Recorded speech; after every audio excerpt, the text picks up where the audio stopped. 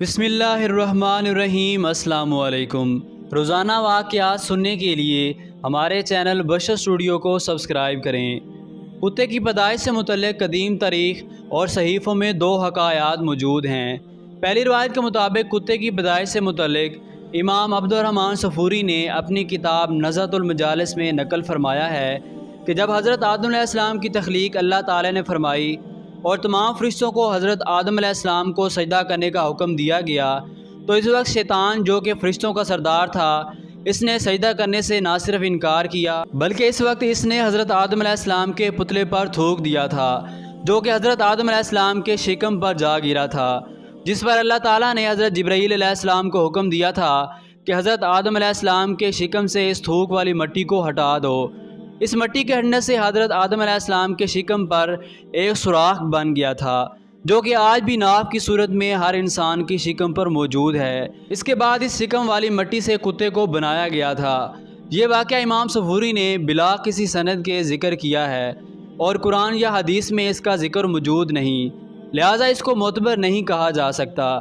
दूसरी हकायत नूरुल मुबीन नामी किताब में मौजूद है, जिसमें हज़रत अली रज़ी अल्लाह ताला अन्हु ने हमारे प्यारे नबी करीम सल्लल्लाहु अलैहि वसल्लम से दरियाफ़्त किया कि कुत्तों को क्यों पैदा किया गया और इंसान को इसको अपने घर में रखने से क्यों मना किया गया।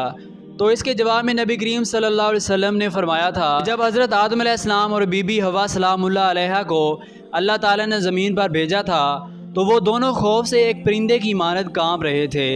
इस वक्त शैतान दुनिया के दीगर दरिंदों के पास गया था और इनसे कहा कि तुम लोग आकर इन मासूम परिंदों जैसे कमज़ोर लोगों को खा लो। दरिंदों को पुकारते हुए शैतान के मुंह से कफ जारी हो गई थी। इस थूक से कुत्तों को तख्लीक किया गया। यही कुत्ते इसके बाद इंसानों और इन दरिंदों के बीच अल्लाह तबारक व तआला के हुक्म से आ गए थे और उन्होंने इंसानों को बचा लिया था।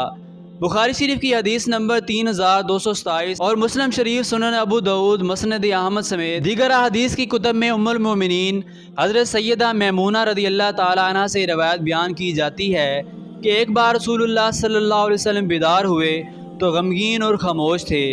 मैंने पूछा, या रसूलुल्लाह सल्लल्लाहु अलैहि वसल्लम, क्या बात है, आपकी कैफियत बदली बदली है?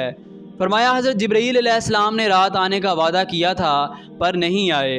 पूरा दिन इसी तरह गुजरा। फिर आपको याद आया कि हमारे बिछौने के नीचे कुत्ते का एक बच्चा है। आप सल्लल्लाहु अलैहि वसल्लम ने इसे निकालने को कहा और अपने दस्ते मुबारक से इस जगह पानी छिड़क दिया। अगली रात हज़रत जिब्राईल अलैहिस्सलाम आए और कहा, हम इस घर में दाखिल नहीं होते जहाँ कुत्ता हो या तस्वीर हो।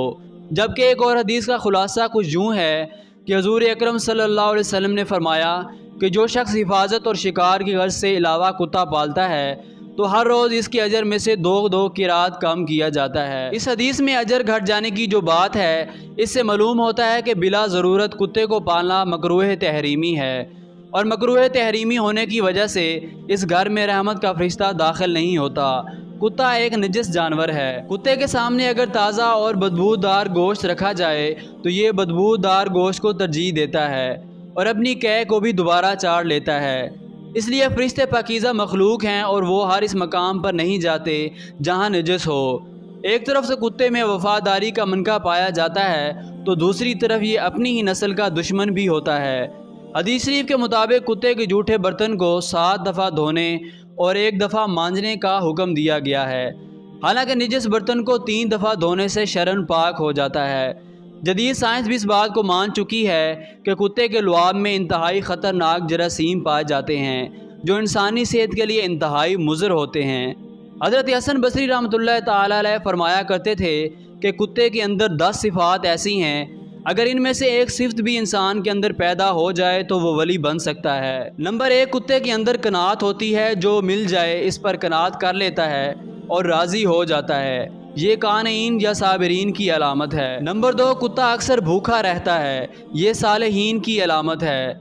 नंबर 3, कोई दूसरा कुत्ता इस पर ज़ोर की वजह से गालिब आ जाए तो ये अपनी जगह छोड़कर दूसरी जगह चला जाता है और ये राज़ीन की अलामत है।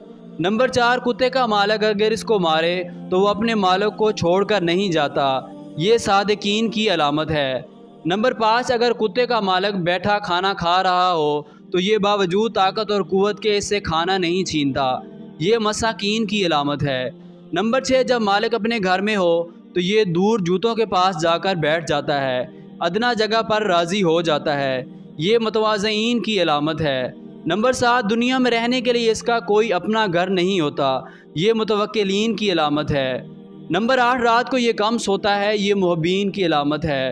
نمبر 9، اگر اس کا مالک اس کو مارے تو یہ تھوڑی دیر کے لیے دور چلا جاتا ہے، اور اگر اس کا مالک اس کو دوبارہ روٹی ڈالے تو یہ دوبارہ آ کر کھا لیتا ہے، اس سے ناراض نہیں ہوتا، یہ خاشعین کی علامت ہے۔ نمبر 10، جب کتا مرتا ہے تو اس کی کوئی میراث نہیں ہوتی، یہ زاہدین کی علامت ہے۔ ناظرین، یہ تمام علامتیں حضرت حسن بصری رحمۃ اللہ تعالی علیہ فرمایا کرتے تھے۔ ناظرین، کتے اذان کی آواز سن کر کیوں روتے ہیں؟ آپ نے بھی یہ مشاہدہ کیا ہوگا کہ جیسے ہی فجر کی اذان ہوتی ہے تو اکثر اوقات کتے اذان کے ساتھ رونے جیسی آوازیں نکالتے ہیں اور آسمان کی جانب منہ کر کے روتے ہیں۔ بعض اوقات کتے فجر کے علاوہ باقی اذانوں کے ساتھ بھی ایسی ہی آوازیں نکالتے ہیں۔ اکثر لوگوں کے ذہن میں یہ سوال پیدا ہوتا ہے اور وہ یہ سوال پوچھتے بھی ہیں کہ کتے ایسا کیوں کرتے ہیں۔ روایات میں یہ بات ملتی ہے کہ رات کے اوقات میں اکثر شیاطین اور شیطانی جنات وغیرہ اس کائنات میں گھومتے پھرتے رہتے ہیں، اور ان کا یہ گھومنا رات کو ہی ہوتا ہے، اور جیسے ہی مؤذن فجر کی اذان کے لیے اللہ اکبر کی آواز بلند کرتا ہے تو یہ شیاطین اس آواز کو سنتے ہی بھاگنے لگتے ہیں۔ جب یہ بھاگ رہے ہوتے ہیں تو کتے ان کو دیکھتے ہیں اور ان کو دیکھ کر ایسی آوازیں نکالتے ہیں جیسے کہ رو رہے ہوں۔